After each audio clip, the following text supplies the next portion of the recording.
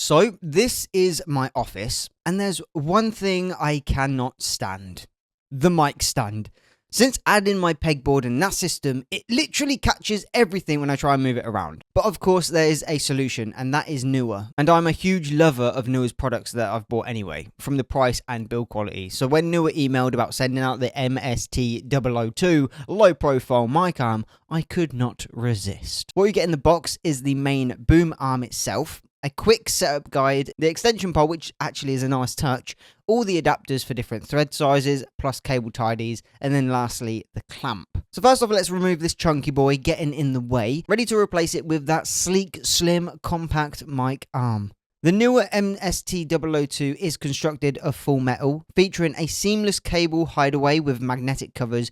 Installation super simple. It's literally clamp, screw, slide, mic, hide, adjust, and boom, done. Now, how cleaner does that look? And the best part is it no longer bashes everything when I move the mic in and out of position. With this arm, you can adjust the height, the angle, the mic rotation, using simple tensioning clamps to hold it all in place. So I want to give a massive thank you to the Neewer team for helping take control of my space by sending out the MST002.